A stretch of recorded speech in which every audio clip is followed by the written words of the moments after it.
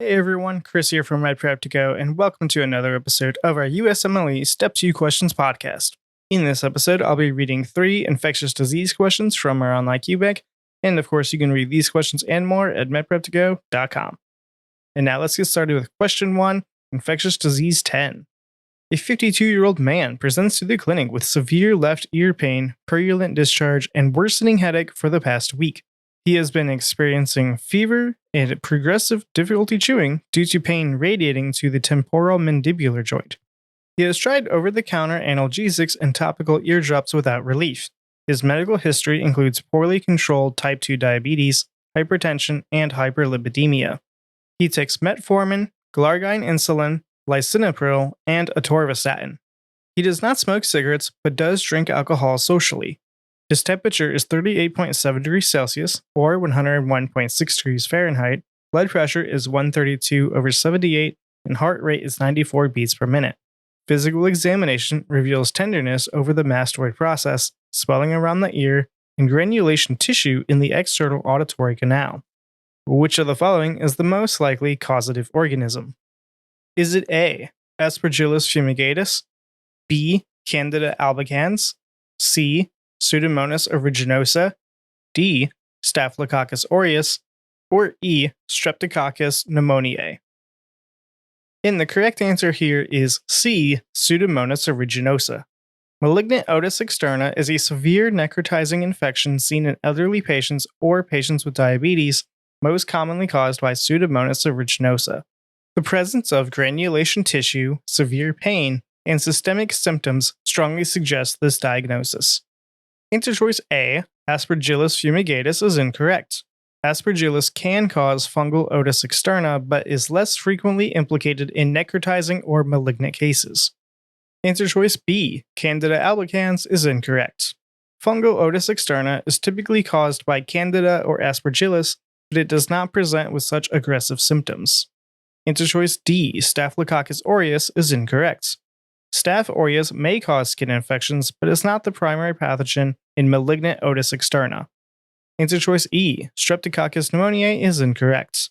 Strep pneumoniae is more commonly associated with otis media rather than otis externa. Key learning point: malignant otis externa is most commonly caused by Pseudomonas aeruginosa, especially in patients with poorly controlled diabetes. Question 2, infectious disease 11. A 63-year-old man presents to the emergency department with a 3-day history of worsening fever, chills, and productive cough. He reports yellow-green sputum and mild pleuritic chest pain. His past medical history includes chronic obstructive pulmonary disease and hypertension, for which he takes tiotropium and lisinopril. He has a 45-pack-year smoking history and continues to smoke a half-pack of cigarettes daily. He denies alcohol or drug use. Vital signs are temperature of 38.8 degrees Celsius, or 101.9 degrees Fahrenheit, a blood pressure of 118/64, heart rate of 108 beats per minute, and respirations of 22 per minute. On physical examination, lung auscultation reveals decreased breath sounds and rales over the right lower lung field. Chest X-ray demonstrates consolidation in the right lower lobe. Which of the following is the most likely causative organism? Is it A, Klebsiella pneumoniae, B, Legionella pneumophila, C, Mycoplasma pneumoniae, D, Pseudomonas aeruginosa, or E, Streptococcus pneumoniae? And the correct answer is E, Streptococcus pneumoniae. Streptococcus pneumoniae is the most common cause of community-acquired pneumonia, particularly in older patients and those with COPD or smoking history. The presence of fever, cough with sputum production, and lobar consolidation is characteristic of pneumococcal pneumonia. Answer choice A, Klebsiella pneumoniae, is incorrect. Klebsiella pneumonia is more common in patients with alcohol use disorder as well as those with impaired host defenses such as diabetes mellitus, COPD, and malignancy. It classically presents with currant jelly sputum, meaning thick, mucoid, and blood-tinged sputum. Answer choice B, Legionella pneumophila, is incorrect. Legionella pneumonia is associated with exposure to contaminated water sources, with symptoms typically arising 2 to 10 days after exposure. Fever and fatigue often precede the onset of cough. Features that should increase the index of suspicion for Legionella infection include gastrointestinal symptoms, hyponatremia, and elevated transaminases. Answer choice C, Mycoplasma pneumoniae, is incorrect.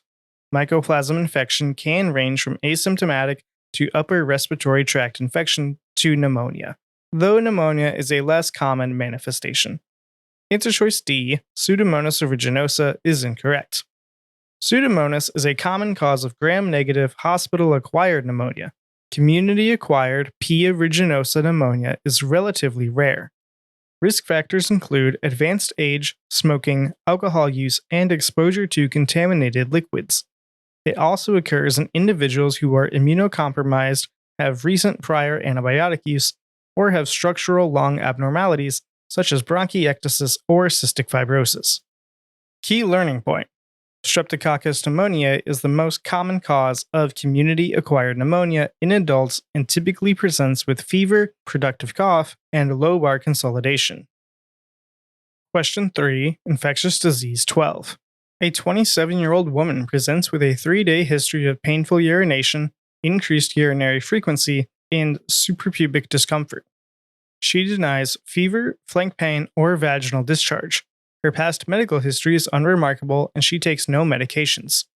She is sexually active with one partner and uses oral contraceptive pills. She does not smoke or drink alcohol.